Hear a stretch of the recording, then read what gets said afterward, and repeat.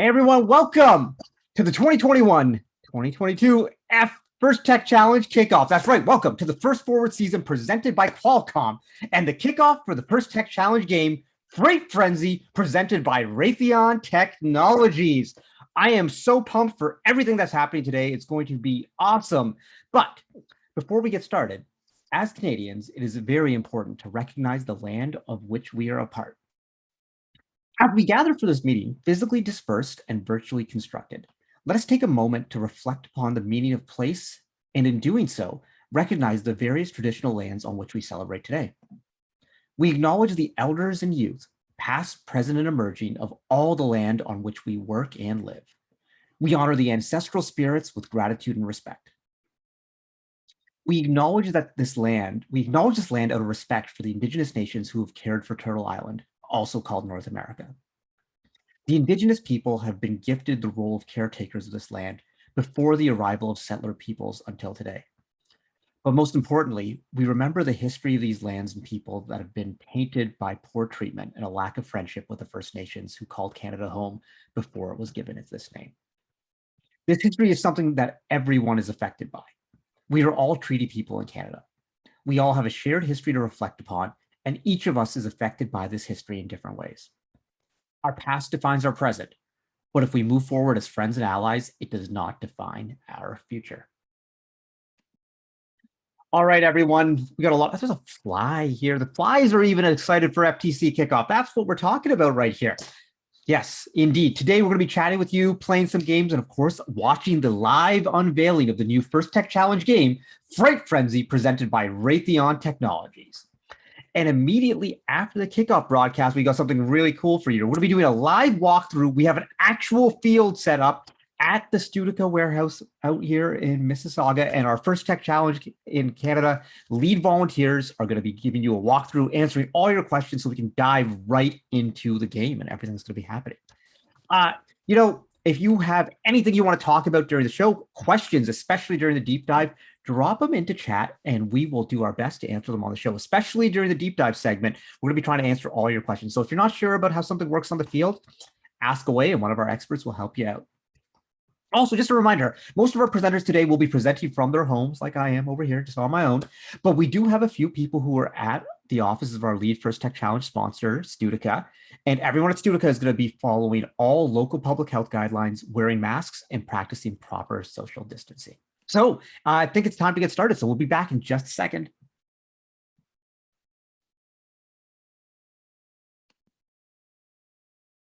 Just a second. And a second more, and a second more, here we go.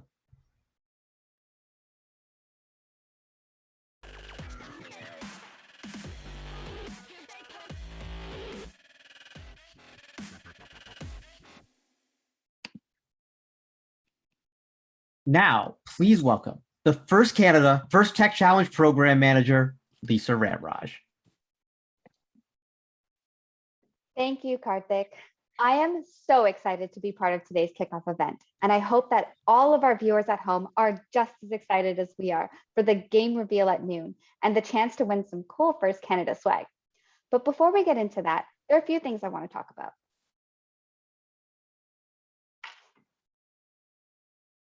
Still waiting for my slides. For starters, I want to formally introduce myself. Some of you may recognize me as the MC of Ontario's first Tech Challenge Provincial Championship back in January of 2020. That was my first FTC event. And although I'm new to FTC, I am not new to First Robotics. I've been participating in First Robotics for 13 years now as a student, mentor, and volunteer. I have personally experienced all the great things First has to offer, and I'm looking forward to providing those same opportunities to you and seeing the amazing things you can accomplish.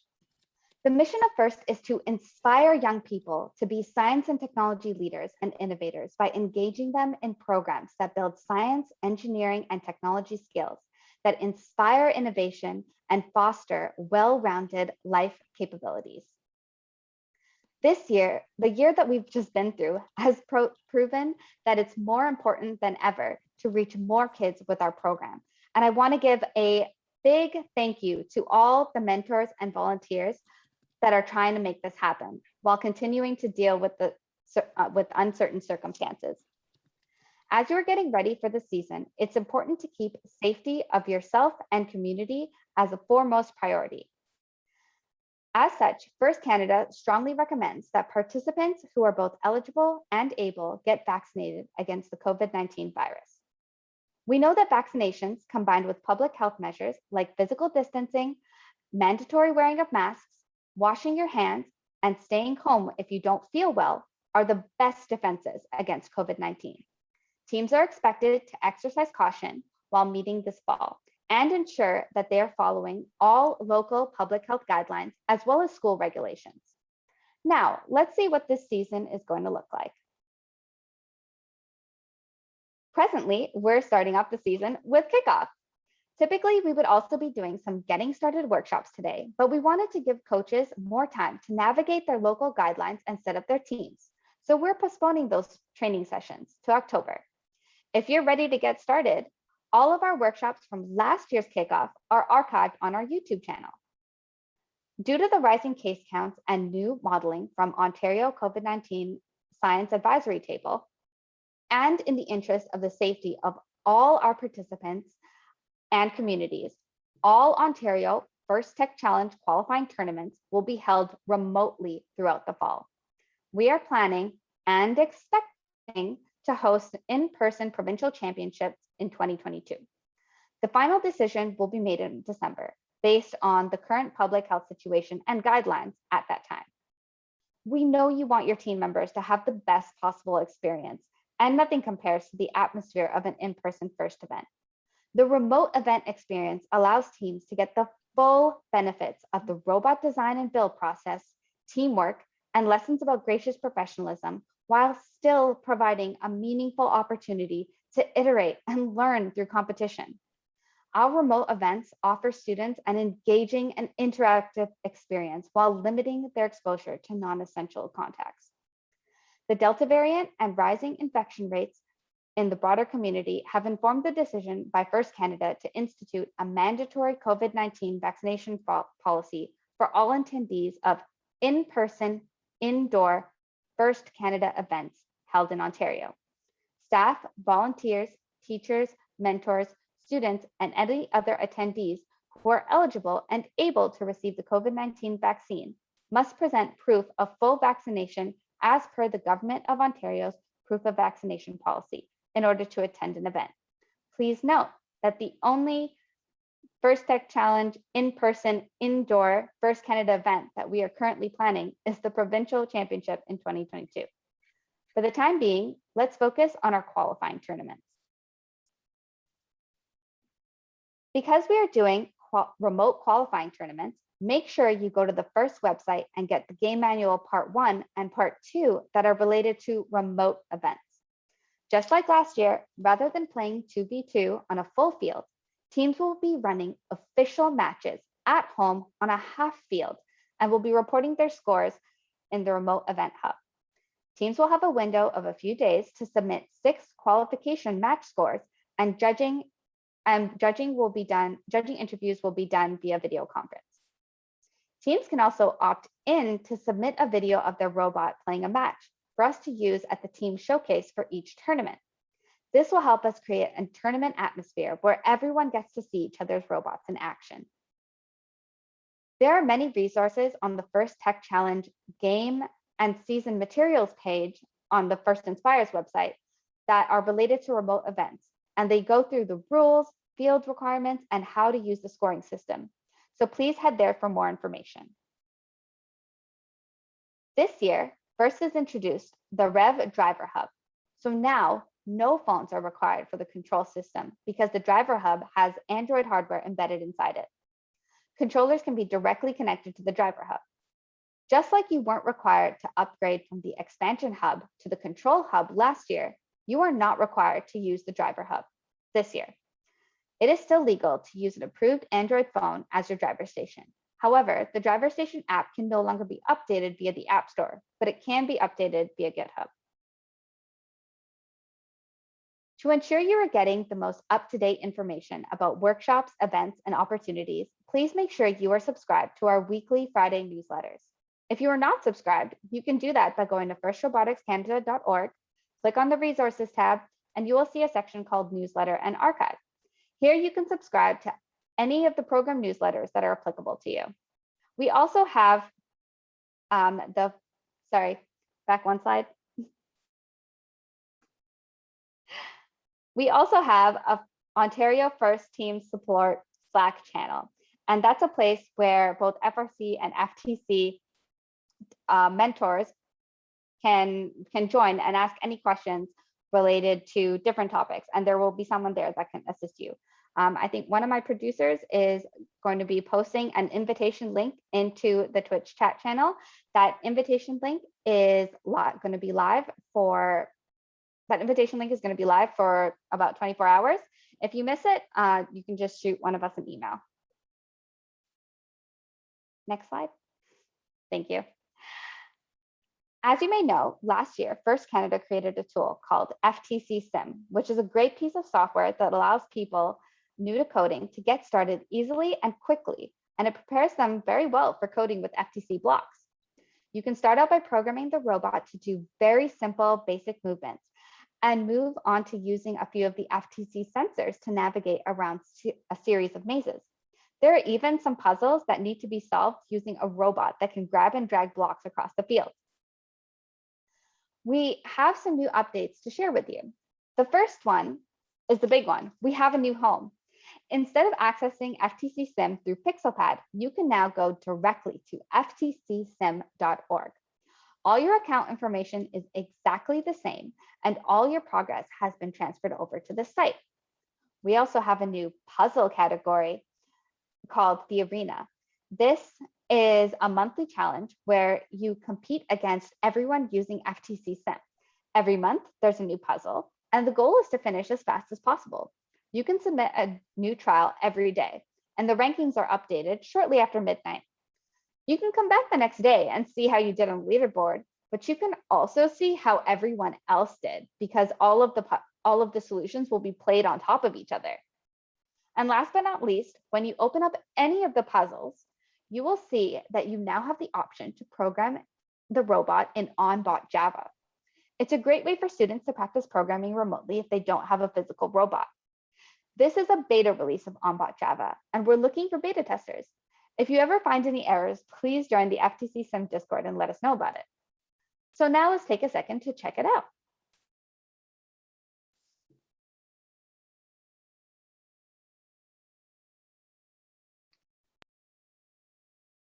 Yay. This is the same landing page that you're used to, but this is now on ftcsim.org. As you can see, right at the top, we have the Take the Arena challenge. So and at the bottom, you have all the typical challenges that you're used to. So let's quickly enter the arena to take a look at what it looks like. So on the left, you have what the challenge of this month looks like. And you have the leaderboard on the right. And you have this cool button at the bottom which says watch last night's run. So this will superimpose everyone who had submitted last night, all of their solutions onto one field so you can see what's happening. Oh, this loaded a lot faster than last time. This is great.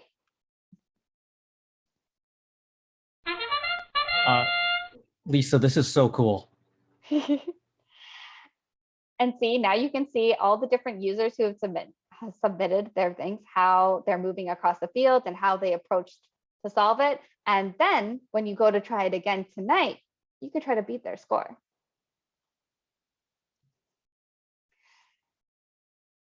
Now we're going to go back just to check out what the OnBot Java add-on looks like. You still have the same tutorial available for coding in blocks. Right at the top, you can see that you have the block section, and now there's the OnBot Java tab. I have some code in here. Not the best at coding right now, so let's see if it'll play. I got a syntax error. All right, I have to go back and check this out and correct my code, but that's essentially what it is. So it's the same thing you guys are used to. You just have new options now.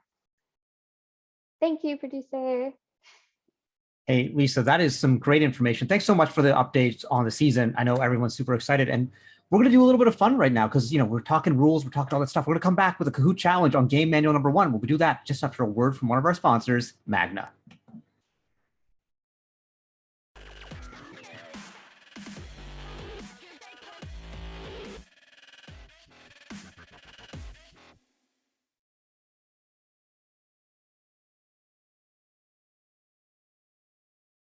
All right. Hey, I think we're back here. We'll get to that Magna video later on in the show.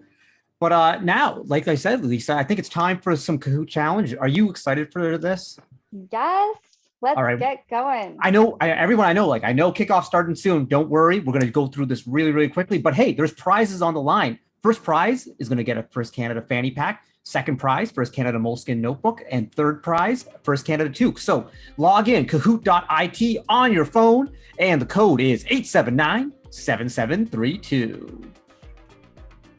Lisa, I kind of prefer when the code comes in like a 3-digit, like a team number that I recognize. I don't recognize any of these, but I know FTC teams, there's a lot of them out there. I don't really know. So if you're from FTC 879 or 7732 and you happen to be watching, give us a shout.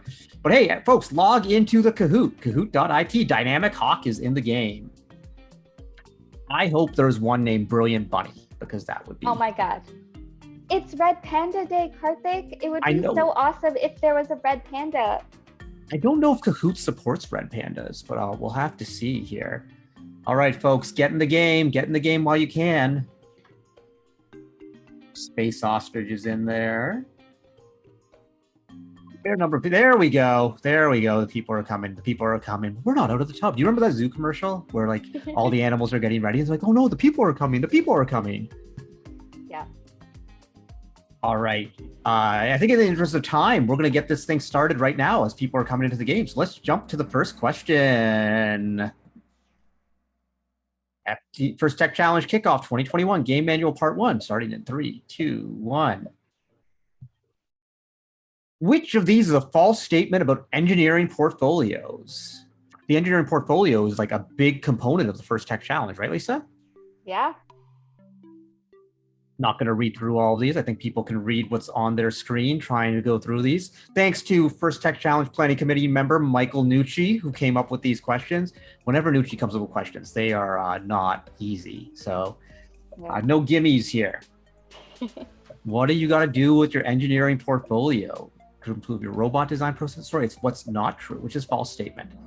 And the correct answer was your engineering portfolio can include links to other content. Not allowed. So 5 people got it right. Let's take a look at our standings. Jolly dear, nicely done. A few people got it right, but it took some time here. It's going to come down to how fast you're getting these correct. Let's jump to the next question. Which of the following is not a legal robot control module? The Rev Control Hub, the Motorola Moto G5 Plus, a Rev Expansion Hub, Rev Driver Hub, or a Motorola Moto E5 and a Rev Expansion Hub? When Nucci makes these questions, he doesn't mess around. Sometimes when people make multiple choice, it's like, oh yeah, there's like a gimme. No, not at all. This is very specific. You gotta know what's legal here. Or you've got to been reading your game manual number 1, which everyone should have been doing before kickoff here. Read the manual, like words to live by. And only 2 people got it right. The Rev Driver Hub is not a legal robot control module because it doesn't have the full capabilities to do that, while the Control Hub, the new one, does. So take a look at our standings. Only 2 people got it right. And our leaderboard doesn't change at all. Jolly Deer is still up in first place. That's what happens when only 2 people get it right. Okay, next question. What are the maximum allowable starting dimensions of a First Tech Challenge robot for the Fright Frenzy season? 17 by 18 by 17, 18 by 18 by 18, 20 by 20 by 20, or 17 by 17 by 17? I hope it's not 17 by 18 by 17 because that would just be awkward with the weird asymmetry going on. But, we'll find out. I like it when everything's the same. It's just easier. It's a cube. You can just do it on whatever side you want. And it's 18 by 18 by 18. You know, if it was 20 by 20 by 20, it gets a little bit awkward because that's really hard to get into an airport, into the luggage sizing requirements at the airport. That's Good why point. 18 by 18 was chosen. Yeah. All Very right. good point. There we go. Dynamic Hawk now up into first place. We got 4 questions left, so let's jump ahead. Which of the following is a legal part that can be used in construction of a team scoring element? A Fright Frenzy scoring element, a Fright Frenzy scoring element, that's there twice, a container of loose ball bearings, welded metal. All right, trying to get our answers in here. A container of loose ball bearings seems like an interesting option. I think our first tech challenge field supervisor, Kyle, wouldn't love that one. Welded metal is the correct answer. So let's see who got that one. I guess you can't really use a scoring element to construct a scoring element. Well, that would be confusing too, because then you have an extra scoring element on the field. All right, Eager Deer now in the lead. Okay, 3 more questions left. Let's see who's going to get these prizes. Which of these is not an award in the first tech challenge? The Compass Award, the Creativity Award, the Connect Award, and the Think Award. Very important to know what the awards are and the criteria of them, which can all be found in the manuals. So again, read the manuals. You know, I think I know this one just because I emceed so many remote events last year, and we handed out all these great awards to the teams, you know, as part of the showcases. And there's going to be a lot of cool events this year, right, Lisa? Yeah, we're going to run as many qualifiers as we need for everyone to have at least 2 plays. Hey, look at that. Creativity Award is the correct answer. It's like, it sounds like one, but that might be an award in the first robotics competition, not the first tech challenge. So let's see who's doing well here. Eager Deer holds on to the lead. Dynamic Hawk, Stellar Rhino, Lively Ibex. That's a new one. All right. 2 more questions remaining. What additional components are required on your robot when using a VEX EDR 393 servo motor? A VEX motor controller 29 and a Rev driver hub, an I2C sensor adapter cable and VEX motor controller 29, a Rev servo power module and VEX motor controller 29, or a Rev servo power module and a Rev driver hub. Nucci, this is like a detailed question. Very. He's trying to catch us with this one. Well, the motor controller 29, because without one of those, you're that's basically acts as the brain for the VEX 393 motor. So that's probably an important component, or maybe it's not. Correct answer is the Rev servo power module and the VEX motor controller 29. So the motor controller 29 allows you to get the control over the motor, while this power module gives the power for it. So it's not drop because it doesn't drop from the battery. Really interesting. Or it gets power from the battery through the power module. There we go. All right. You see, I'm still trying to keep up to date here, Lisa. Stellar Rhino is with a stellar performance in first place, and we've got 1 question left here. So let's take a look. Which of the following is a legal part that can be used in robot construction for the Freight Frenzy season? A telescoping linear slide? How many degrees of freedom does that have? Because remember, there's the DOF rule. The part of the, I think the DOF rule is still there. I'm not sure. We'll have to look at the manual. Part of a Freight Frenzy game element, a ratcheting wrench, Andy Mark rough top tread. Which of the following is legal? Andy Mark rough top tread is some good stuff for traction. Well, on carpet, I'm not actually sure how it plays on foam field tiles, though. Yeah, that would be interesting. Correct answer is a telescoping linear slide, 1 degree of freedom. There you go. And a lot of people got that one right. So now let's take a look at our final standings. In third place, winner of First Canada Toque, Lively Ibex. Second place, Eager Deer. And first place, winner of a First Canada Fanny Pack, Stellar Rhino. Hey, if you're in the top 3, or maybe even in the top 5, take a screenshot, send an email to communications@firstroboticscanada.org to claim your prize. Sometimes not everyone in the top 3 claims their prize, so you have a chance out there. And now, Lisa, we're just a couple minutes away from the broadcast. So I want to know from you, what are you most excited about? My God. I'm just excited to see a game and like start seeing what teams start doing with it. I just want I just want videos to start coming out with teams prototyping and like playing with their robots. That's what I want to see right now. So Lisa, can I be really dorky and tell you what I'm most excited about? I'm Sure. curious. I want to like see what like the ranking system is and the scoring system, because that's the first thing I look at when doing any sort of strategic design. You need to understand what, because you can say, oh, I want to win tournaments, but how do you win tournaments? Like, oh, scoring points, but it's not just scoring points, because sometimes you want to win match, sometimes there's bonus incentives.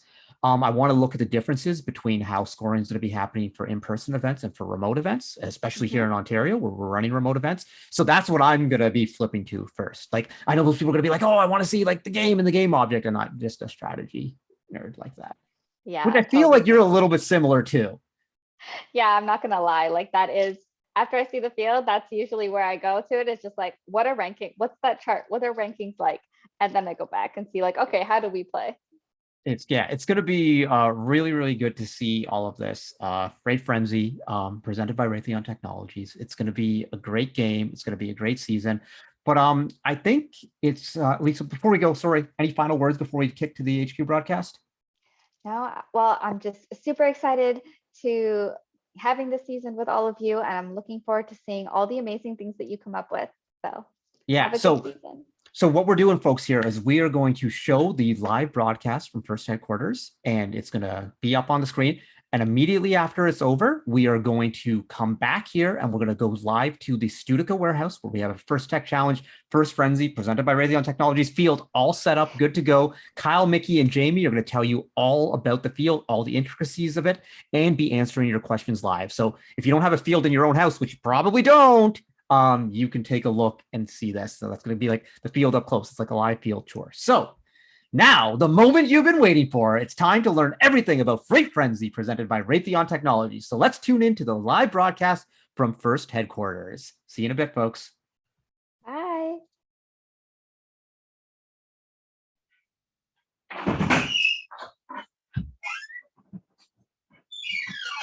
How's it going? I think pretty good.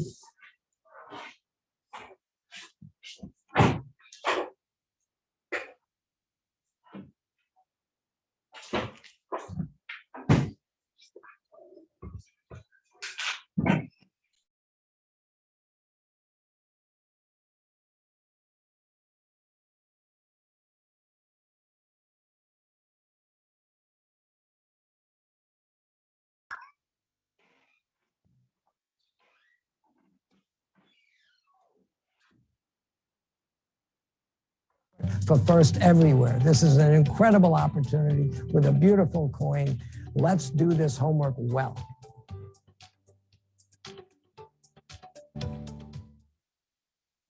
Transportation, to me, on many different levels, represents freedom. If you could innovate to change someone's life, what would you deliver? If your dreams could appear before you, what would they look like? What innovations would you like to see take flight? Are you ready to explore the unknown? How would you go? Where would you go? And where would you land? If you want to go fast, go alone.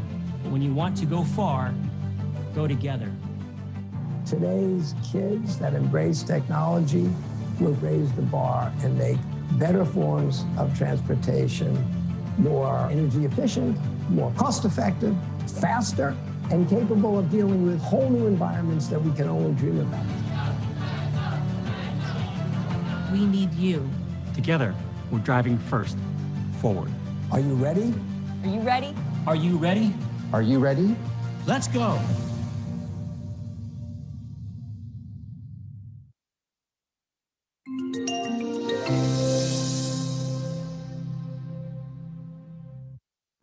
Hello, and welcome First Tech Challenge teams.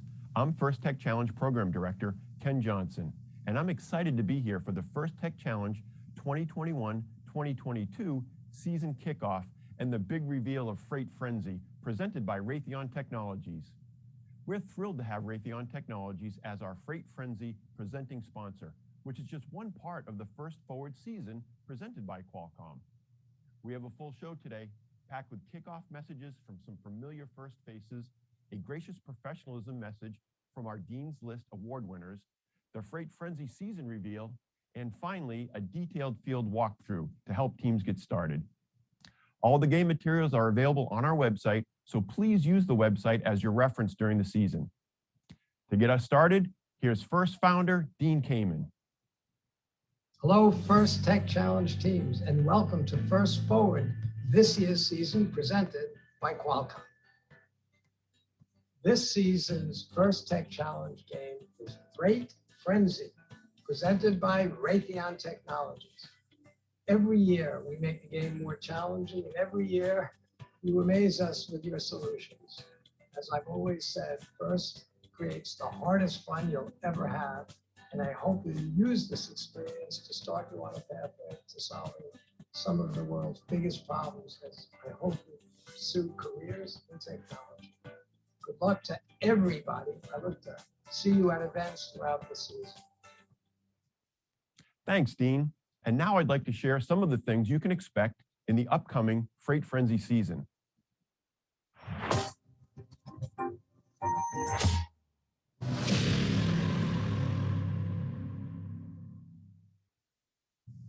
Another incredible First Tech Challenge season is here, and I want to share a few things about this season we think you're really going to like.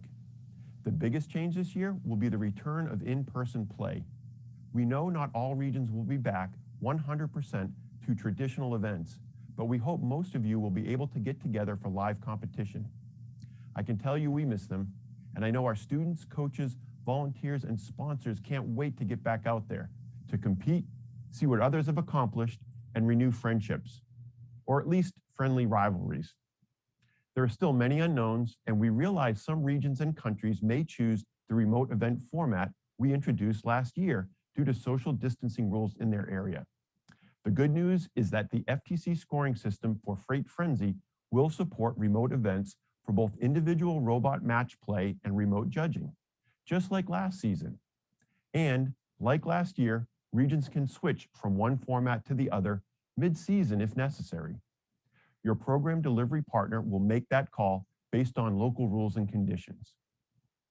This season, teams will again be able to request judge feedback from their interviews and the materials they submit for judging.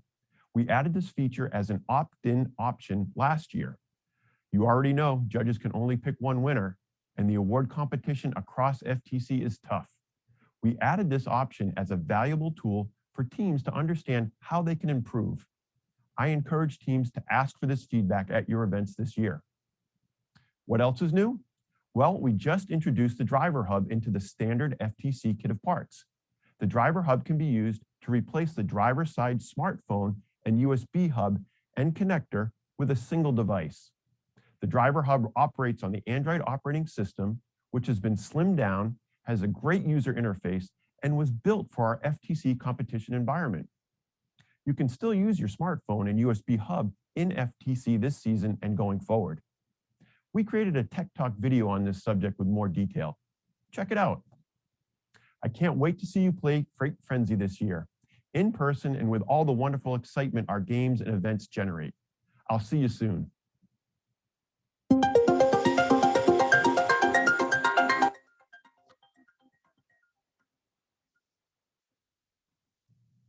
A huge thank you to all our sponsors this year, making our First Forward season and Freight Frenzy game possible. Since 2006, Qualcomm has supported FIRST programs, events, and teams worldwide, and has also been a major technology partner with First Tech Challenge. Through their collaboration and support of FIRST, Qualcomm is helping build the pipeline of STEM leaders who will drive the invention age.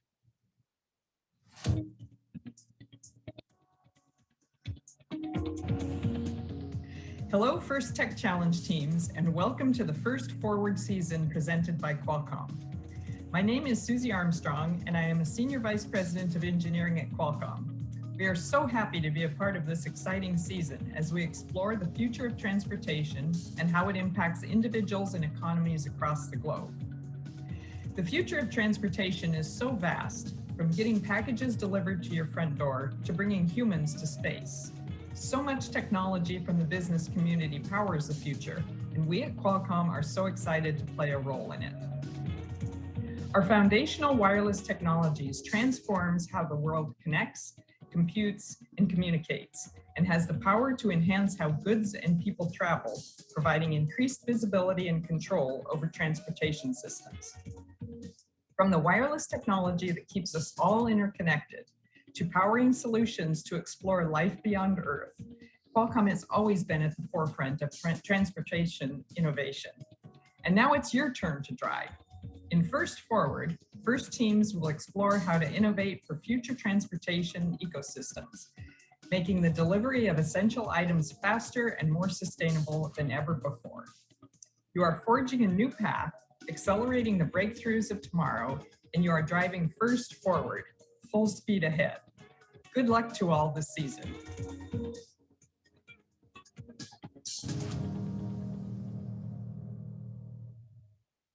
Thank you, Susie, and thank you, Qualcomm. In First Tech Challenge, you're developing real-world skills such as digital literacy, teamwork, leadership, creative problem solving, and project management, skills that are used every day at Raytheon Technologies. Hello, First Tech Challenge teams. We're excited to welcome you to Freight Frenzy, presented by Raytheon Technologies. I'm Mark Iwamoto, a First Tech Challenge alum and a radar systems engineer here at Raytheon Technologies. Just like First Tech Challenge, at Raytheon Technologies, we're accelerating ideas to solve some of the world's biggest challenges through collaboration, innovation, and of course, gracious professionalism. When I was in First, my team's robot included materials like plywood, PVC pipes, surgical tubing, and a lot of glue and duct tape. We found unique solutions to be competition ready and the opportunity to tackle engineering problems in a large team setting. Now, I work on the ASARS-2B program, an advanced all-weather surveillance radar that flies on the Lockheed Martin U-2 aircraft. I always knew I was interested in engineering, but it was the hands-on engineering and mentorship from Raytheon and other industry engineers that solidified my desire and gave me the skills, confidence, and opportunity to pursue it. Now it's your chance to build the skills and confidence to forge your own path and find unique solutions to freight frenzy and the real-world challenges beyond. Aaron, what about you? Mark is absolutely right. First Tech Challenge taught me the power of creative problem solving, collaboration, learning through failure, and perseverance. Hi teams, my name is Erin Kerrigan Mitchell, First Tech Challenge alum, shout out to Team 4140 Fish in the Boat, mentor for all 3 FIRST programs, event volunteer, and a manufacturing engineer at Collins Aerospace. FIRST is the reason that I am an engineer. It's also why I work at Collins Aerospace. And at Collins, my various engineering roles have not only allowed me to be innovative, but contribute to the innovation and improvement of humanitarian transportation. And now I work on producibility and ease of assembly, so that when parts need to be installed or replaced on a plane, it can be done quickly, safely, and in a variety of environments. The product I currently work on helps with overheat detection along the wing of the aircraft, so there's constant feedback to the pilot on the endurance levels of the plane, especially critical in dangerous weather or when transporting important material. Innovations and inventions of every size can make an impact, and the future of transporting critical items quickly, safely, and efficiently relies on your creative solutions. Good luck this season, teams. Thanks, Aaron, and hello, First Tech Challenge teams. I'm Daniel Fishman, proud First alum, First Robotics competition mentor, event volunteer, and project engineer at Pratt & Whitney. Through my experience in First, I started to develop the skills necessary to communicate and cooperate with diverse groups. I also learned how to grow from my failures as well as my successes. On top of these soft skills, I obtained the engineering skills necessary to build a robot. Every day, I continue to develop and build these skills with my new team at Pratt & Whitney. Like Mark and Aaron, my experience with First helped launch my career in engineering. Thanks to the valuable mentorship from Pratt & Whitney engineers on my first team, I obtained multiple internships. Now I get to develop innovative solutions for a class of Pratt & Whitney engines that support global humanitarian efforts. How will you use the skills you're developing today to build your projects of tomorrow? Good luck this season, and thanks for participating in Freight Frenzy, presented by Raytheon Technologies.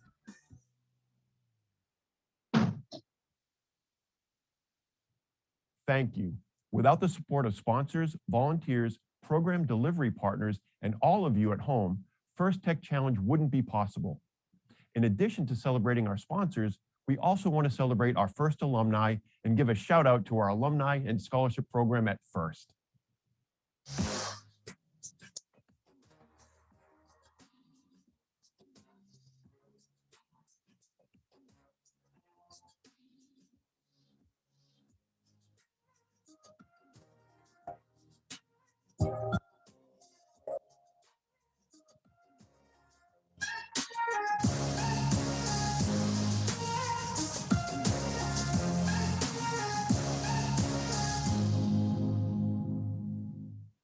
While we know the world isn't back to normal yet, we are excited to have more in-person events this season.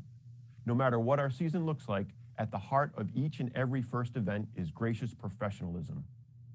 Here's our 2020-2021 Dean's List winners to remind us all about the importance of gracious professionalism this season.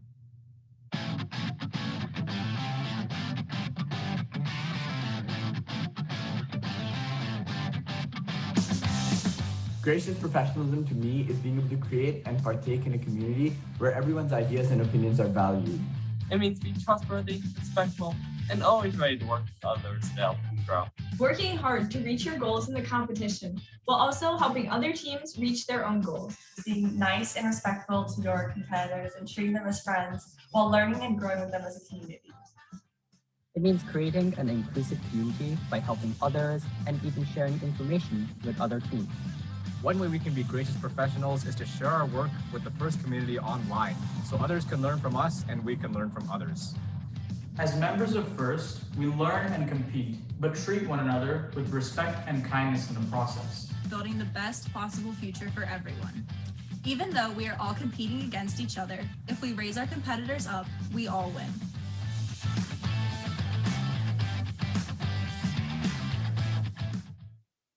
First depends on our community embracing gracious professionalism, making it a priority in the competition season and part of your everyday life. This season, your goal is to be a collaborative teammate, a respected competitor, and a better person, which are all central themes of being a gracious professional.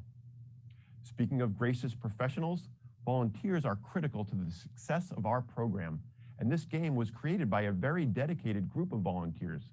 So I'd like to take a moment to thank all of our volunteers and especially our game design team for creating such a fantastic game this season.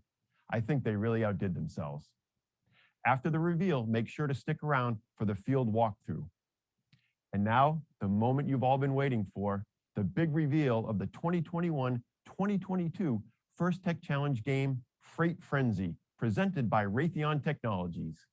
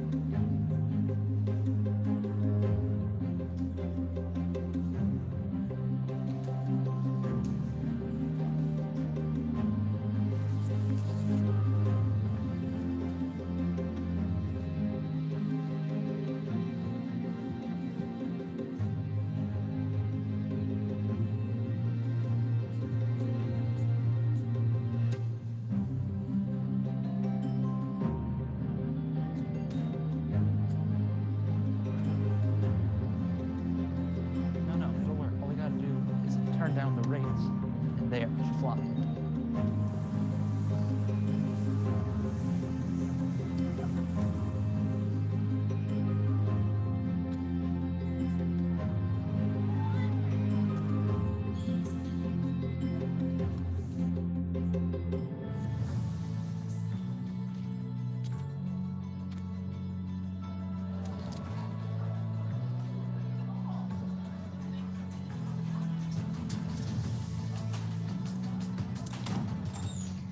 I'm sure you're all wondering why you're here.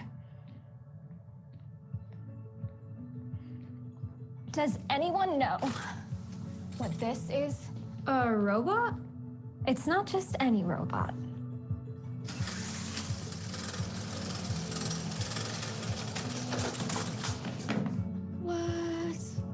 You all have something special that would make you perfect for this team, and we'll need all of you to solve this. So what do you say? I'm in. Yes. Let's do it. Okay. Yeah.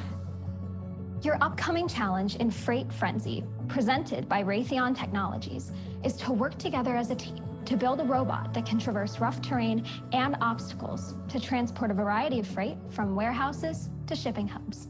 The future of transportation is evolving. Will you take the wheel?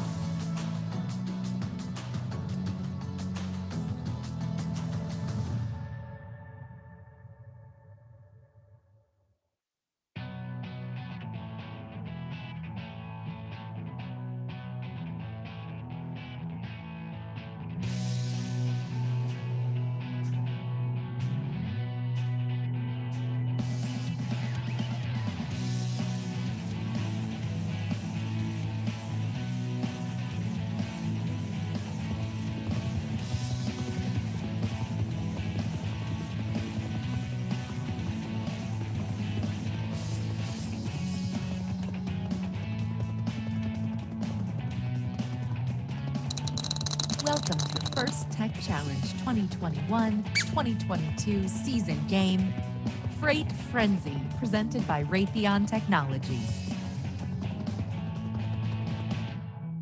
A team consists of up to 2 driver-operators, a coach, and a robot. The robot must be built from materials specified in the game manual and fit within an 18-inch sizing tool, but may expand after the match begins. Each match is played with 4 randomly selected teams, 2 per alliance. Your opponent for one match may be your partner for another. The game is played on a 12-foot square playing field with a foam tile floor and 1-foot-high walls. In the back of the field are taped-off warehouses, which are alliance neutral. Obstructing the warehouses are barriers that robots must drive over or around. At the front of the field are Alliance-specific storage units. Alliance-specific carousels are mounted on the front corners of the field walls. Alliance-specific barcode tape is located between the warehouses and the storage units. 4 unique navigation images are located around the field perimeter. 2 Alliance-specific shipping hubs and a 3rd shared shipping hub are positioned as shown. Outside of the field walls are the red and blue Alliance stations. There are 2 types of freight: 20 pieces of cargo, 2.7 inches in diameter, and 2-inch square boxes in various weights: 30 lightweight, 20 medium, and 10 heavy boxes. 4 of the lightweight boxes are marked with an X. In addition, rubber ducks will play a key role in the game, and teams will be constructing their own custom-designed shipping elements. Before each match, the freight is stored in the warehouses and a preload box is placed onto the field for each robot. A duck is placed onto each carousel and in the middle position of each barcode. The remaining ducks are stored in the Alliance loading docks. Teams then place their robots on the field, touching the wall adjacent to their Alliance station, but not in a warehouse. The teams then place 1 preload box for each robot. A team may then decide to use their own shipping element in place of a duck on the barcode, or store their shipping element in the loading dock. The duck or shipping element on the barcode is then randomized to one of 3 locations. The players and field are now ready. Each match begins with a 30-second autonomous period. During this period, there are a number of ways for teams to score, using only pre-programmed instructions and sensor inputs. Delivering the duck from the carousel earns 10 points. Each piece of freight delivered to the Alliance's storage unit will earn 2 points. Each preloaded box placed on an Alliance's shipping hub earns 6 points, but there are ways to earn bonus points. If the box is placed on the correct level as indicated by the duck's location on the barcode, the Alliance earns a 10-point bonus. If a robot places its preload box on the level shown by its Alliance's shipping element position on the barcode, it will earn a 20-point bonus. A robot parked on its Alliance's storage unit earns 3 points. However, if the robot is parked completely in the storage unit, it will earn 6 points. A robot parked in the warehouse closest to its Alliance station earns 5 points. If the robot is completely inside the warehouse, it will earn 10 points. Following the autonomous period is the 2-minute driver-controlled period. During this time, Alliances score points by delivering freight to storage units and shipping hubs. For example, each piece of freight delivered to an Alliance's storage unit will earn 1 point. Freight scored on an Alliance's shipping hub will earn 2 points on a level 1, 4 points on a level 2, and 6 points on level 3. Each freight scored on the Alliance's side of the shared shipping hub will score 4 points for their Alliance. The last 30 seconds of the driver control period is the end game. Robots may continue scoring freight, and there are also ways to earn bonus points. Delivering a duck or shipping element to the floor earns the Alliance 6 points. A balanced shipping hub at the end of the match earns 10 points. If an Alliance's section of the shared shipping hub is in contact with the tile floor, that Alliance earns 20 points. Robots parked in a warehouse earn 3 points. However, if the robot is parked completely in the warehouse, it earns 6 points. Each team's shipping element, fully supported by a shipping hub center pole or another team's capped shipping element, will earn 15 points. There are many ways to score in Freight Frenzy, but there are also rules that, if not followed, will deduct points from your Alliance. For example, robots cannot interfere or interact with the opposing Alliance shipping hub. Scoring elements may not be launched. Robots may not interfere with their opposing Alliance's capping attempts. Only one duck or team shipping element is allowed on the carousel at a time. A robot may not cause an opposing Alliance robot to become pinned, trapped, or blocked. This is just a brief summary of the Freight Frenzy game. For complete rules, please read the game manual and check the Q&A forum. And always remember the most important rule of First Tech Challenge: gracious professionalism. Good luck, teams, and have a great season.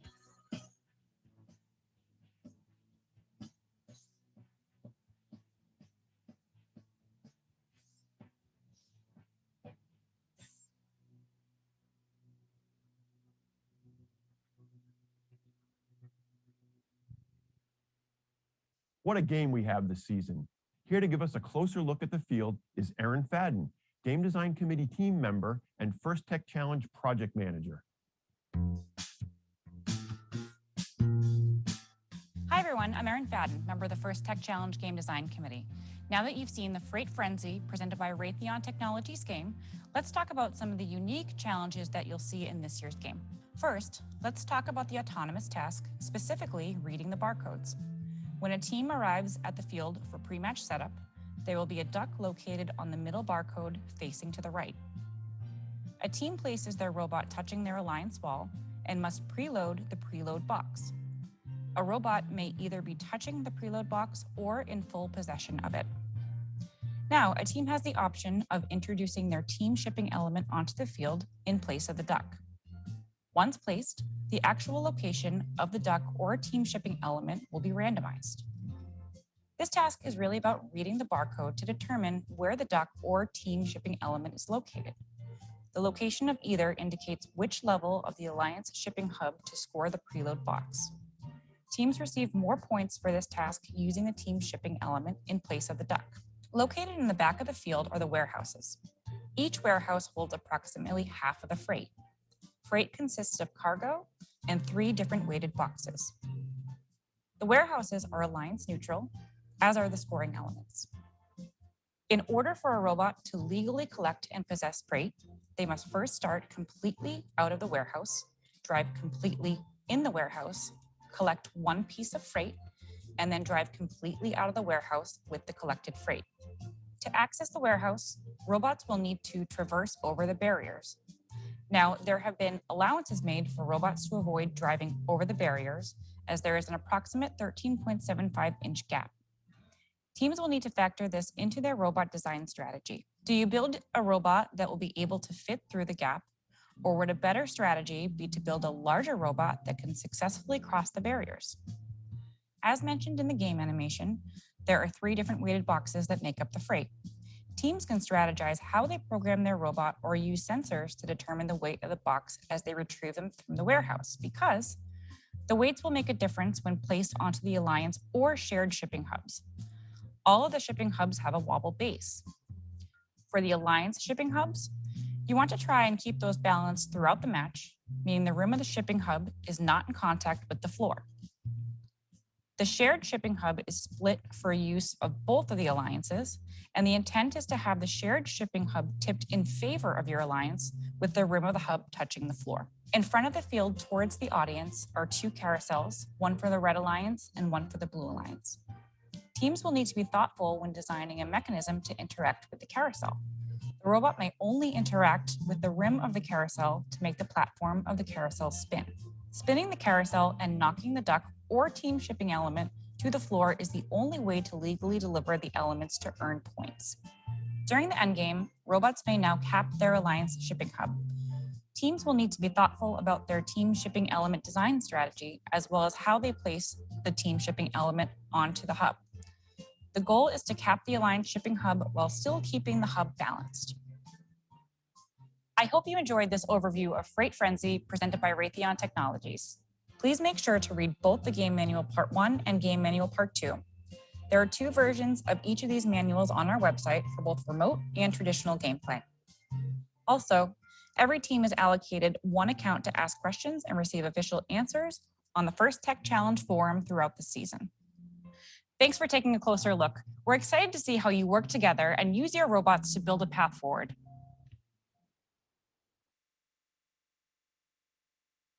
Thanks so much, Erin. The field looks full of exciting and fun new challenges. This season is going to be off the rails. We can't wait to see your creative solutions and robots in action on the field. And if you're watching but haven't registered yet, there's still time to hop on board. Visit our website for details and get started. Be sure to tag First Tech Challenge on your team's social media throughout the season so we can keep in touch and see how your team is tackling the game. Thanks for joining us for kickoff this season. And for all of us here at First Tech Challenge, good luck and have a great year. And I hope to see you out there in person soon.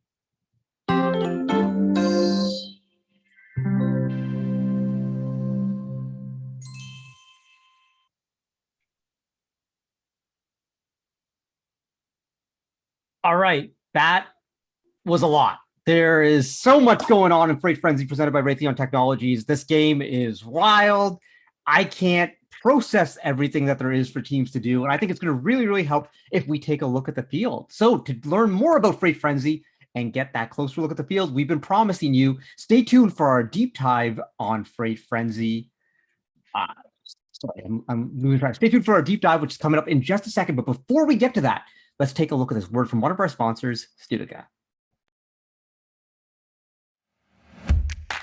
Studica wants to help to inspire young people to pursue a career in science, technology, engineering, and math. FIRST has given me more STEM opportunities than anywhere else. I'm a FIRST alumnus and now an electrical engineer. Everything I learned in FIRST, I apply to my career. FIRST has opened my eyes to the future. We are proud to support FIRST Robotics Canada. All right, now we're back. So to learn more about Freight Frenzy and to get a closer look at the field, stay tuned for our deep dive, and it's coming up right now with our FTC Planning Committee members. We got First Alum in Ontario, First Tech Challenge, head referee Mickey Corneal. First alum and winner of the First Canada Cross-Program Volunteer of the Year Award, Kyle Lawton, and first alum and Ontario First Tech Challenge lead, First Technical Advisor, Jamie Sin. Mickey, Kyle, Jamie, take it away. Thanks, Karthik. So I'm going to start off by going through and talking about some of the different elements.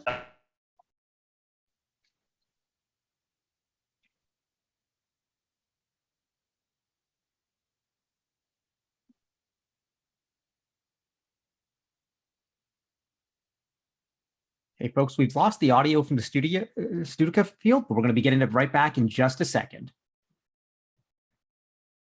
Don't worry, you're not going to miss anything. Talk now. All good? It's all good, Kyle. Take it away. Thanks, Karthik. So I'm going to start things off. I'm going to explain some of the different elements that are on the field for Freight Frenzy. After that, I'm going to be passing it over to Mickey and Jamie that are going to do a little bit of a walkthrough and kind of have a little bit of a chat about the different things and the different setups that you're going to need to go through. But I'm going to just start off by kind of explaining some of the different areas on the field, talk about the different elements that are on the field, and then I'll pass it over to them. So to start things off, in the back corner where I'm currently standing, and also on the other side of the field, this is our warehouse. And this is where all of our freight will start. Beside me, we have our shared shipping hub, which will be used in traditional events and not in the remote events. In front of me, I have the red and blue Alliance shipping hub. Below me, we have our barcode here. So we have our little rubber ducky and also 2 other spots.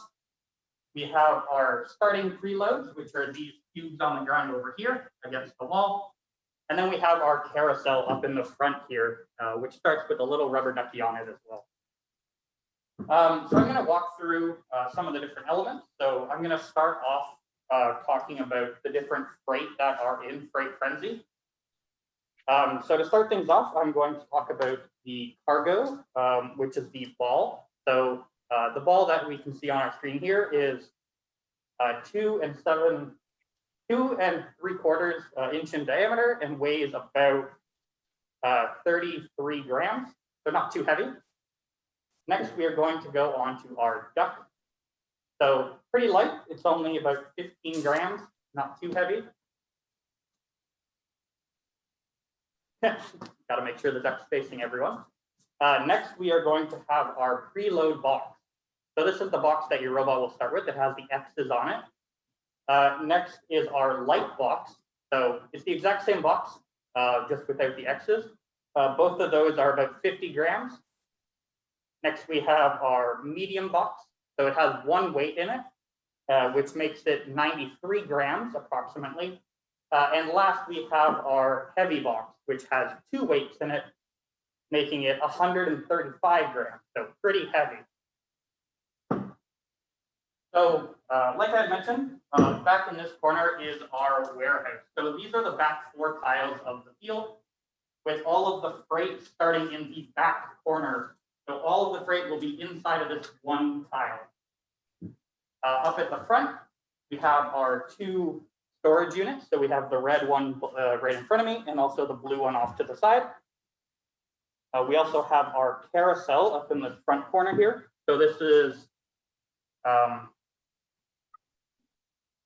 about 12.5 inches off of the floor here, so not too tall. We have our barcode, which is just on the 2nd tile from the starting wall, 2nd tile in, and also on the back tile. Below me are the barriers. So there are 2 different types of barriers on the field. There are the horizontal barriers, which stretch this way across the field. And then we have the vertical barriers, which are perpendicular parallel to the sidewall. So the ones in front of me, they're about 28 inches wide. And then the vertical ones are just a little bit longer at 29.5. And then to kind of end things off, I'm going to talk about the shipping hubs. So we have our 2 shipping hubs here. So we have our blue shipping hub here. So there's 3 different levels to it. We have our base level, we have our middle level, and our upper level. We also have the posts as well. So as you noticed, you might be able to get some extra points and get an item just on the top of the post here. And I'm now going to pass it off to Mickey and Jamie to talk about the field and how to set it up for events.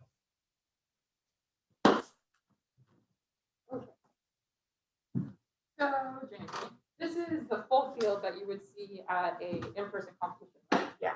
How is that going to be different for us in the next couple months because our qualifiers are going to be remote? So all of Ontario's qualifiers are remote qualifiers, which means we use a 2/3 field. So there's a black line down the length of the field. At that point, there's going to be a wall. You're going to shift that wall in, you're going to remove a segment, it changes the assembly of the field. From that, there's a little bit of a different orientation on the field and a few different things have to be set up differently. Okay, so if this alliance is gone, that means this shipping container isn't going to exist, right? Correct. Awesome. Okay. Is this thing going to be around? No, it's also gone. The shared Oh, okay. alliance items are also They're all gone. Okay. And then I think this moves a little bit. Yes. When It's you go centered to the within the remote setup, right? Yep. Cool. So what Jamie and I want to go through is you and your team are going to be running these remote events by yourself. So we want to set you up so that you understand how to set up your field, go through a match, run a match, and get it done mostly by yourself.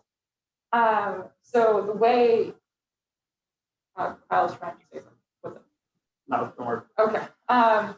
So the way you want to set up your field initially is there's going to be one robot on the field, which is your robot. But we're not there yet because we need to set up the field for the robot. So you're going to have your preload on the field ready for your robot. You're going to have your all your freight going to be in the back corner of the warehouse. So, and then you're going to have a rubber ducky on the carousel ready to go. So that means it's touching this bar. But it's kind of hard to see in this camera, but there's a bar here. And then the rubber ducky is going to be touching it on your side of the field. Where your drive team is going to stand is going to be on this side of the field, outside of the alliance wall. And there's going to be a kind of box where your drive team should stay. And it goes the length of the field. So, Jamie, the drive team's a little bit different this year. Yes. Do you know what's different? There's no human player. Everyone's a human player this year. So that means that your drive team is only 3 people? Yes. So you're going to have 2 drivers and 1 coach? Yes. Cool. That's different.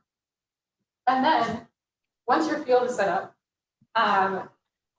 you are going to bring your robot onto the field as well as your team shipping element, which for our purposes, we're going to say that the team shipping element is a ring from last year. Is that familiar?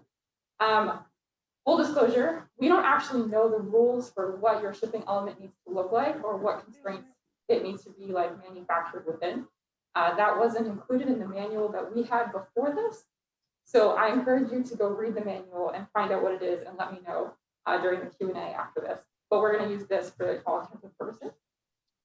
So your team's going to bring your robot onto the field as well as your team shipping element. Your robot needs to be touching the alliance wall that is associated with your alliance. Where can your robot not be, Jamie? Well, you can't put it in contact with the carousel, and you have to have it fully outside of the warehouse. It means you can't have it on the line. You can't have it right beside the line. Cool. And then the preloaded block, where does it need to go? It needs to be either possessed or controlled by your robot. In other words, touched or on top of the robot. Okay, cool. So it means like if you don't have a spot to actually like put it, you can just put it on the ground and have it touching your Putting robot. it somewhat in contact with the robot. Cool, that's great. And then your team shipping element, you have two options of where to put it. You can either replace the rubber ducky that is on the barcode. So the barcode is these 3 pieces of tape. And then the rubber ducky would go into the loading dock, which we haven't really discussed. But between the Alliance station and the actual field, there's going to be a little box that's called the loading station. Sorry, the loading dock, not the loading station. If I do a close-up here of this fantastic thing in the manual, you can see that the loading dock is right there. So that's where the loading dock is supposed to be. And that's where you're gonna have 10 rubber duckies. No, 10, you're gonna have eight rubber duckies. Yeah, 8 rubber duckies in the loading dock. You're gonna have 1 rubber ducky on the carousel. And then you are either gonna have a rubber ducky on the barcode, or you're gonna have it in the loading dock. And if you choose to have your shipping element on the field, it goes here. If you choose to have it in the loading dock, the rubber ducky comes back. Does that make sense? Cool. So everything's set up for a match, right? We have our robot that's touching the wall. It's not outside the field at all. It's not touching the carousel or in the warehouse. We have chosen to use a rubber ducky on the field instead of our team shipping element. And then we have our preloaded block touching our robot. So from a team perspective, we are done setting up and we're gonna go stand in the Alliance station. And then we're gonna have our field crew, who are personnel supplied by your team. And they're gonna come and randomize the ducky. So the way that it's randomized is through dice. Do you have more information on that? Yeah, so if you not use the scoring software, which is strongly recommended to use just because it makes submission of scores a lot easier, it will process and randomize a position. It'll say 1, 2, or 3, and it'll say for the duck in this position, or this position. Your field crew would do that. Once it has been randomized, the team cannot touch the robot or any other part of the field. Cool. Okay. So excellent. So your field personnel has done the randomization. Your drivers are in the driver station. If Jamie's a driver, he could not have done that. If Jamie's a field personnel crew, he could have done that. Where I suggest you have your scorers or referees for the match would be behind the warehouse, right? So if I wasn't on the field, but I was behind it, I would be standing right here because that allows your scorers or referees to make sure that you are picking, your robot is picking up freight in the warehouse properly, because there is a specific way you take out freight from the warehouse that is very key. So we've set everything up, you have everyone in place to start the match. And now, how would you start the match, Jamie? So with the scoring software, you would start the match. It will start and announce the 3, 2, 1 countdown. At the time for 3, 2, 1 countdown, you enable your autonomous program. After that 30-second autonomous period, it will then count down the transition for driver operated and follow through on that stage of the match. Okay, so in this theoretical match, we've just started the autonomous mode. What does your robot need to do in autonomous mode?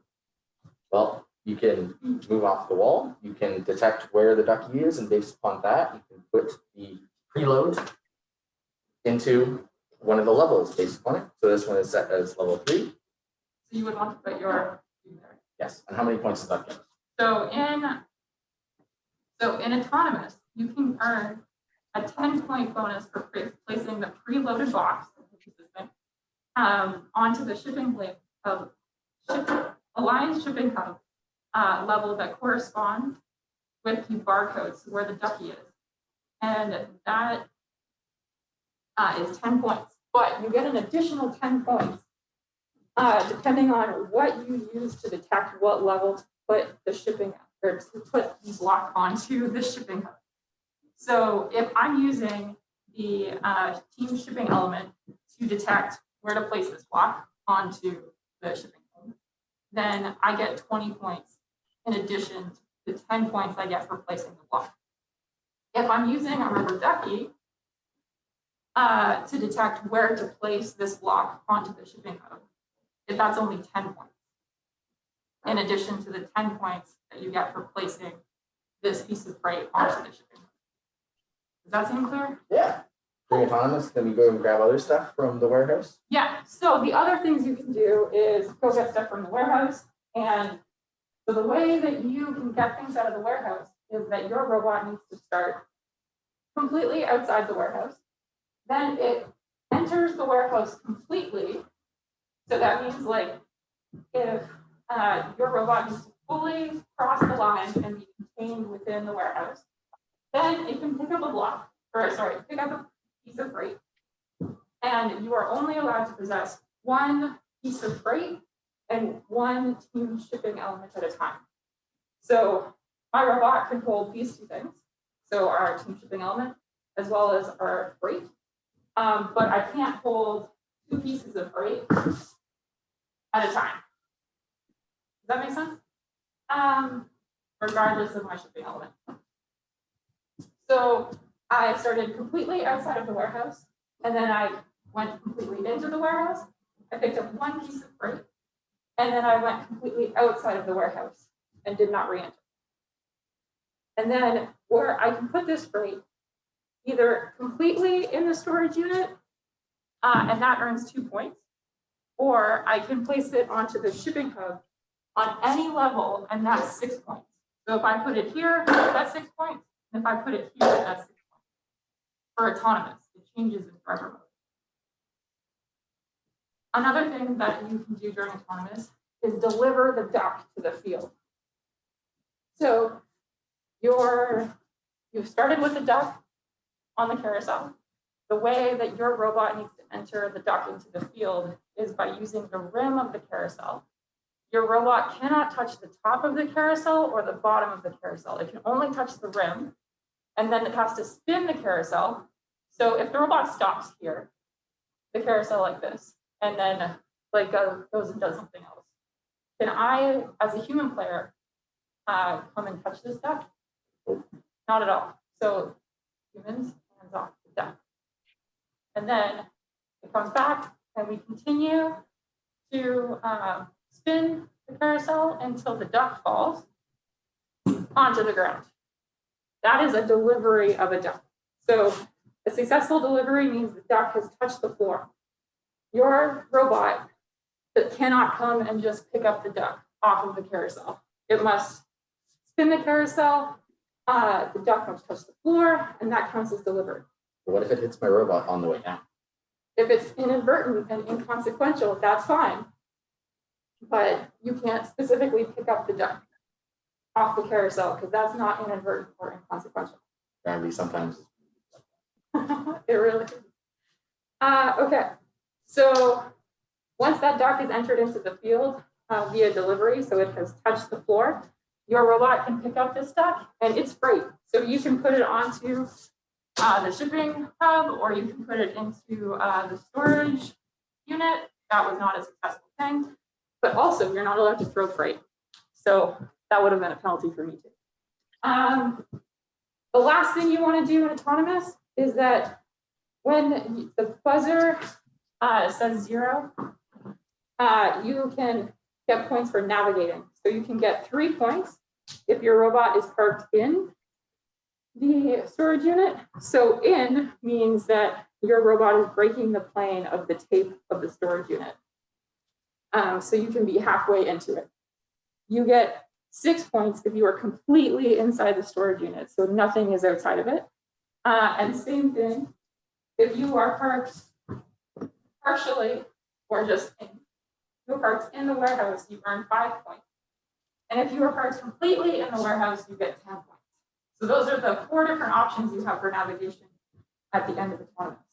Does that make sense? Seems clear to me. Okay, so we've made it through autonomous, and now we're into the driver control period. So how can we score points during the driver control period?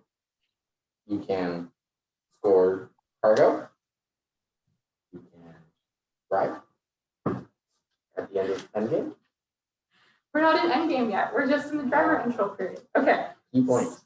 So during the driver control period, before we get to endgame, you want to be moving freight around. So you want to be taking freight out of the warehouse and putting it into the aligned shipping hub. So this is where the levels mean different points. So if you get 2 points for having freight completely on level 1, you get 4 points for cargo being for freight being on level 2, and you get 6 points for having freight on level 3. And that's how that goes. Each freight scored completely in the storage unit is 1 point. So you want to be getting freight from the warehouse. Once again, using the proper method to get freight out of the warehouse. So that's where you start completely outside of the warehouse with no freight in hand. Then you go completely into the warehouse. You get your one piece of freight and then completely exit the warehouse again to go store it in the storage unit or onto the shipping hub. Is there a convenient name for that? It is actually. So we have a specific, so in the definitions that are in remote manual part 2, there's this warehouse operation definition, and that describes the actions that you need to take to get the freight out of the warehouse. I highly recommend memorizing that definition and also understanding it. Okay, so that's the driver control period. Now we're into the end game. So the end game is the last 30 seconds of the driver control period and the last 30 seconds of the match in general. So this is when you can deliver more ducks to the field. So once again, one of the people on your drive team puts a duck, so it's touching the metal bar. Then your robot comes and spins the carousel using only the rim, not the top or the bottom of the carousel, such that it hits the metal bar and you keep spinning it, and then it falls to the floor.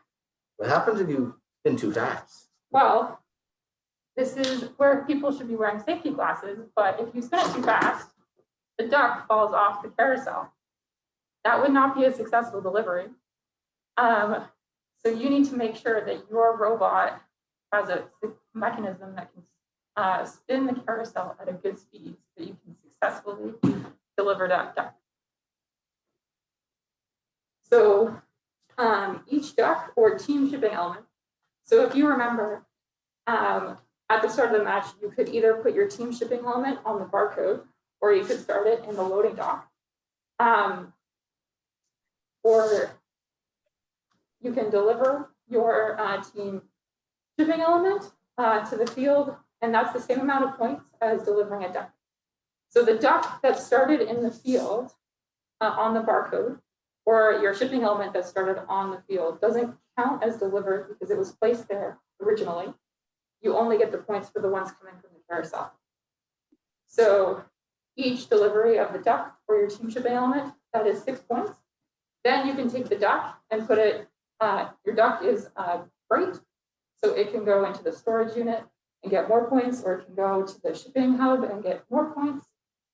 The other goal of this game is to make sure that the shipping hub is balanced. So it's wobbly, as you can see.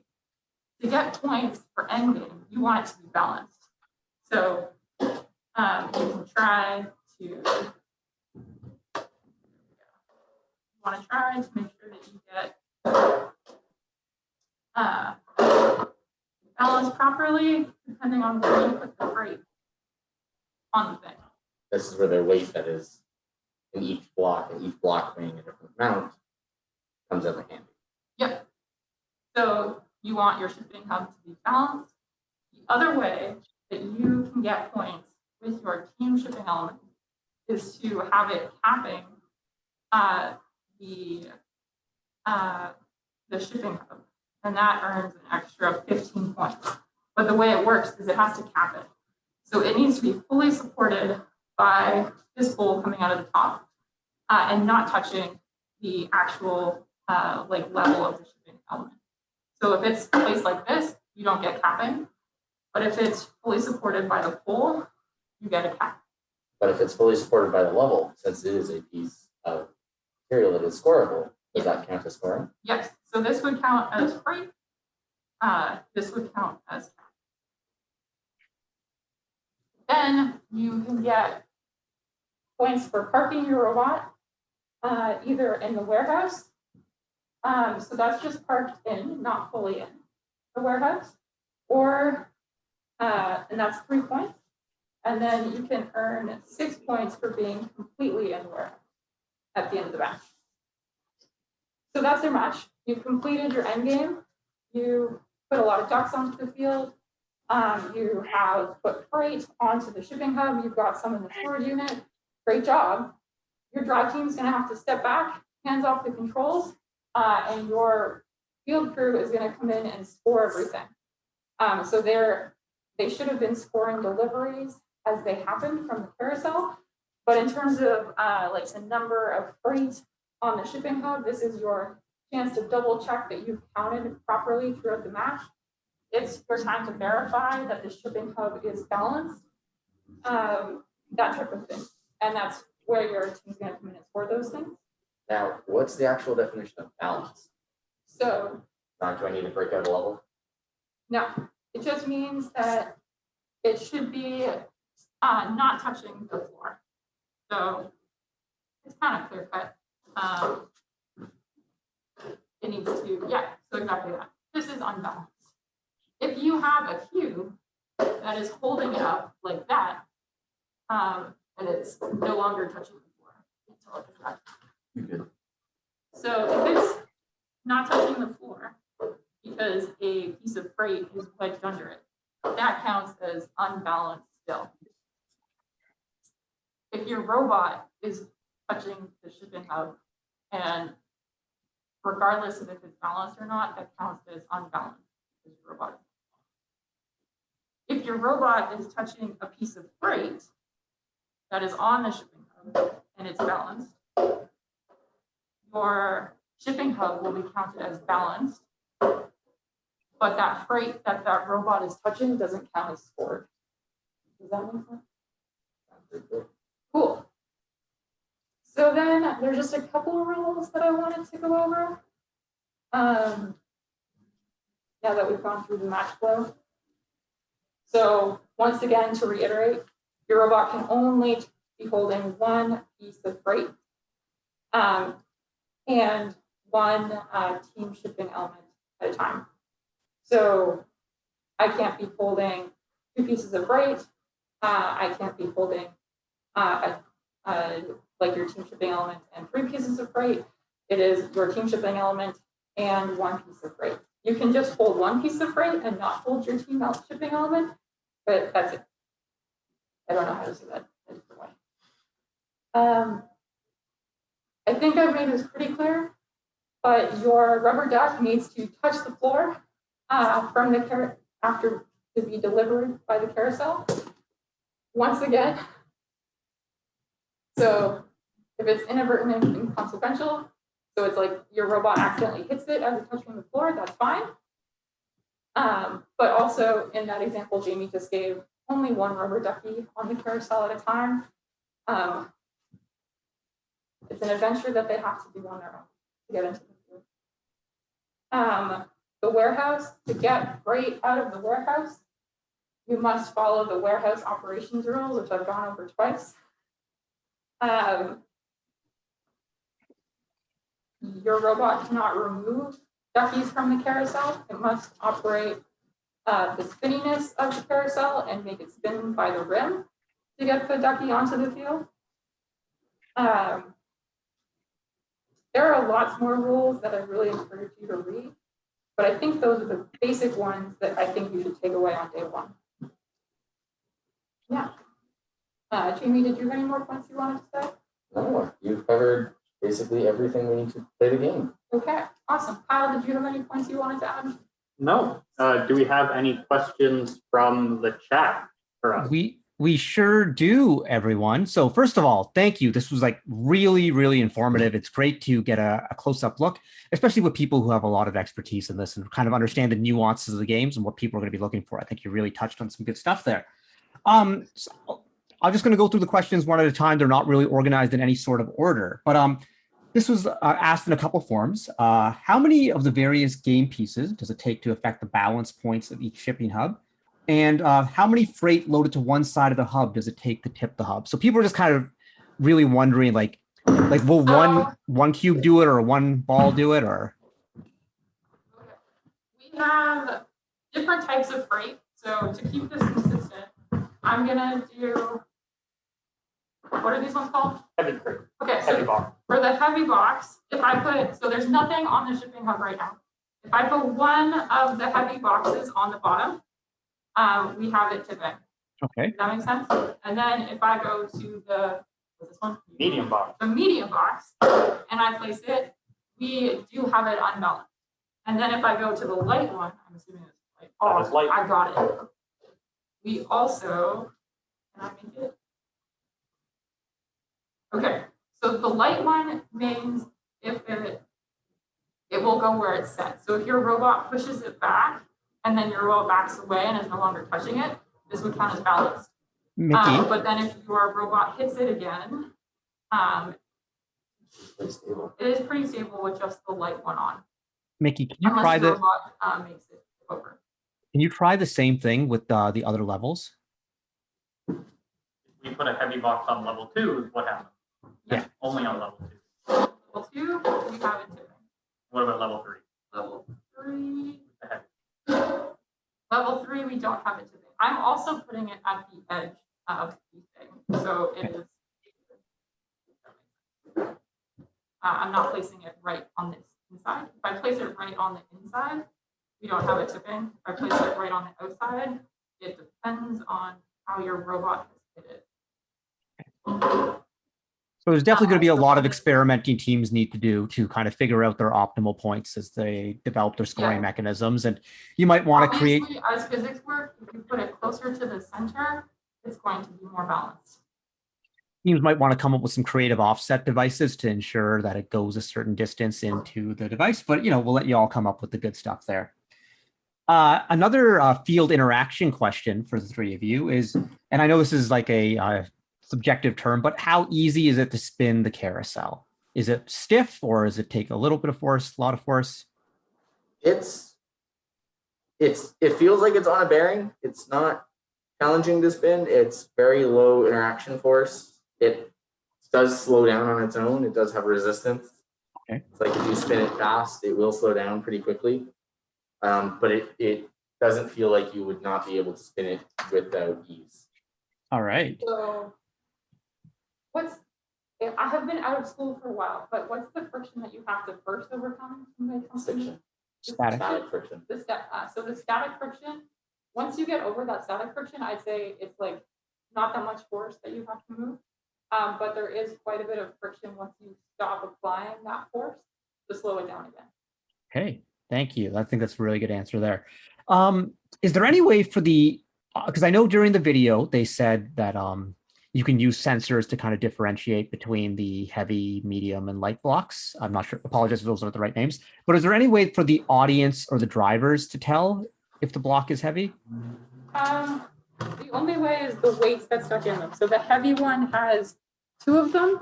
So the one that's in the middle of Jamie's pile is the heavy one. The medium one has the 1, which Jamie's not showing right now. So the medium one has only 1, and then the light one has nothing. Okay. A good thing to note, though, the positions are reflected about the middle. So if you kind of can see it, they're not in the same pinholes. So they are a balanced cube, and you would be able to balance it like this if you have the time. Gotcha. Very cool. Okay. This question may sound ridiculous, but I think it actually is a serious question. Are the rubber duckies compressible? Yes. Yes, extremely. They kind of squeak. It's a slightly disappointing squeak, but they And squeak. while I assume the blocks have no compression to them? Correct. No and compression. the ball? Also hard, not compressible if you do uncompress. Interesting. For anyone out there who's designing intakes, you always want to have some compressibility in your intake system, whether it be game piece or whether it be what you're intaking with, especially if you're doing a roller system. So that's very good to know. Throw the balls to bounce. But one of the rules is you don't throw freight. No. We actually have a question about that, Mickey. So I'm going to jump to that one since we're talking.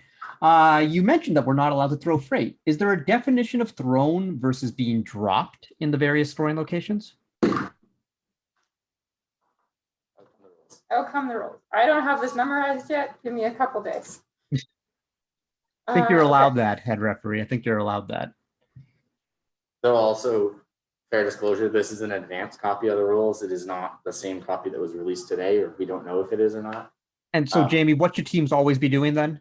Check and updates constantly. First always produces updates. There's going Which- to be one on Monday for this exact reason. Which helps you when you go to like real life jobs, because there are these things where you constantly have to update your work.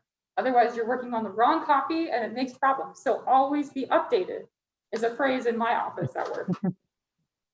Okay, so launching is propelling game elements with enough force such that they move independent of contact with the robot. Movement solely due to gravity is not launching. Oh, so it's like that versus that. Yes. It's like it's translational movement horizontally by not the robot. But also, if your robot is throwing the ball down, that would be launching. Because you're inputting more force than just gravity. Yeah. Correct. Yeah. You should apply no other force other than gravity. So if your robot is holding it like that and it falls, that's not launching.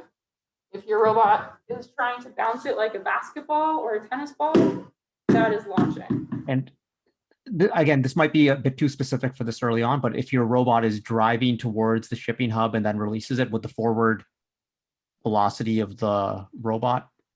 So that gets into also herding. So pushing or moving one or more scoring elements to a desired location or a direction that gains strategic advantage beyond moving the robot around the playing field, that counts as herding. So if I'm a robot and it's like, oh, I am trying to move this one piece into the storage unit, and then I like start herding these three on the ground at the same time, and then I place this one, and then I go back, and then I put these also into the storage unit, that's not allowed. If you accidentally plow them, so this is where it depends on how your like field personnel want to call it. The way I have called these things in the past is that if you are trying to put something into the storage hub and you accidentally bring these three along, as long as you don't score them, I don't count it as herding. If you do score them, I count it as herding, and that is a foul. So it depends on if you take that as a strategic advantage or not.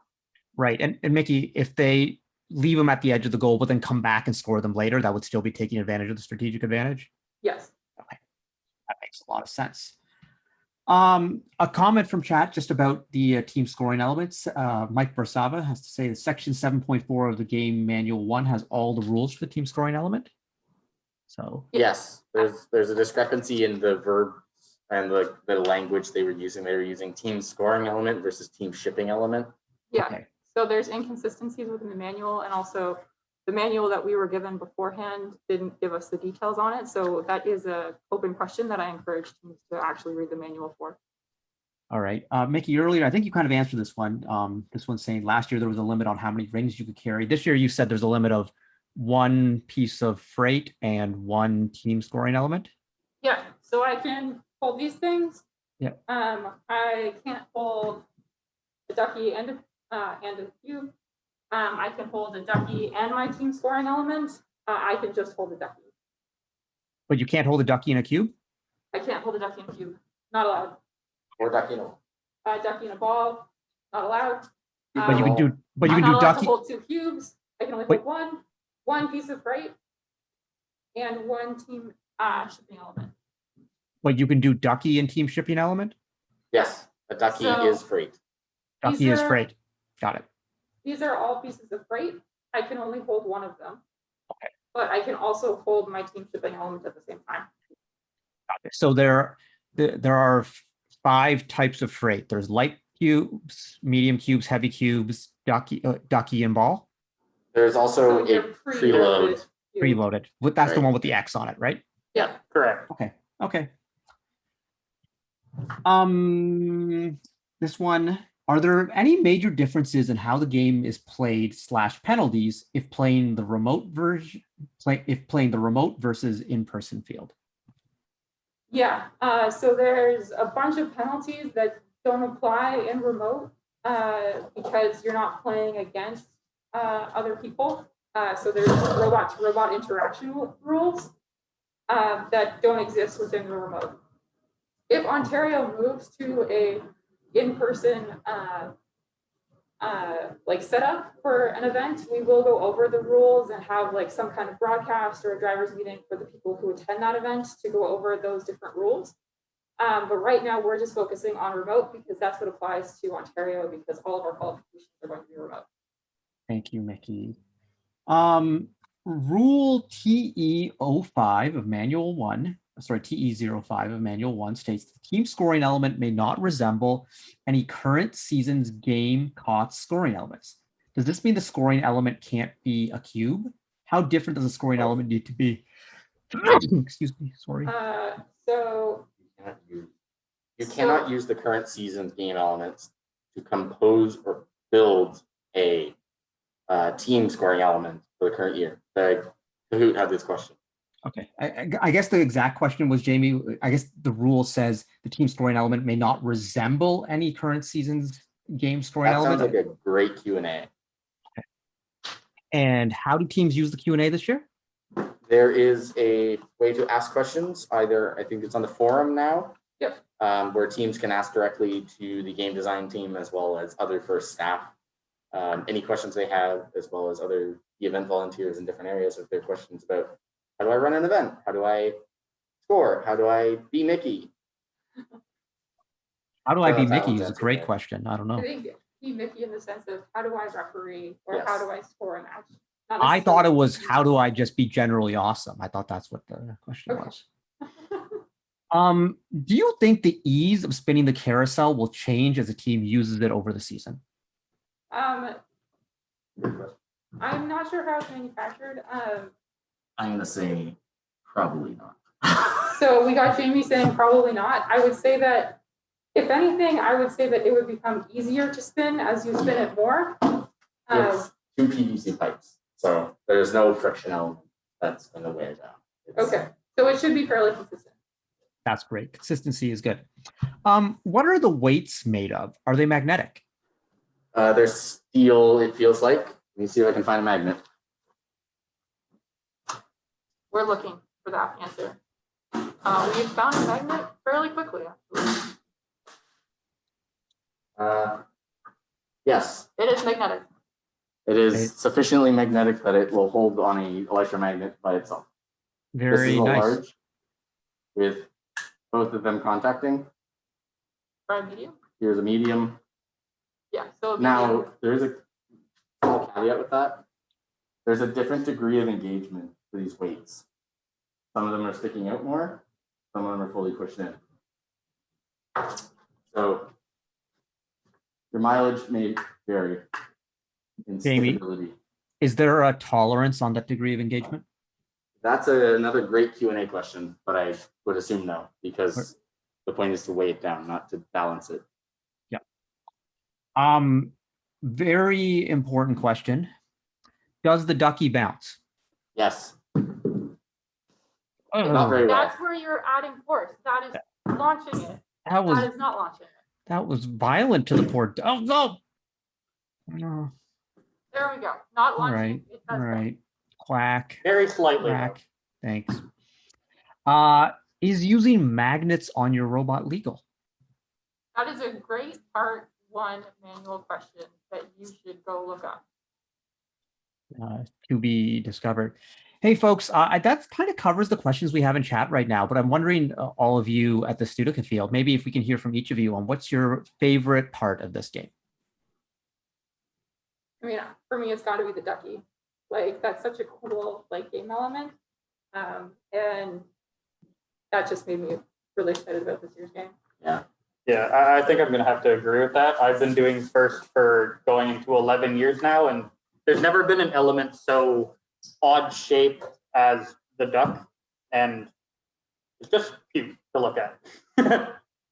In terms of strategy that I think is nice that they've introduced is the barcode and how your team can get different points based on if you use a ducky to indicate what level of shipping hub you need to be aiming for in autonomous, or if you should be using your team shipping element. I think capping that you have to do in your end game, where you're putting your team element on top of the shipping element, I think that is an interesting challenge that I want to see what mechanisms to come up with. I'm very interested to see if that's just going to be a lot of dunce caps or if that's going to be a more intricate component that allows you to have a little bit more freedom to place more blocks inside of it. Yeah. I think The carousel is also really cool because it's a rotational movement that we saw a little bit in FRC a couple of years ago, but it's neat to see it here. I think my favorite part is depending on how you drop the ducky in from the carousel, it squeaks. Well, the squeaking is key. Yeah. That's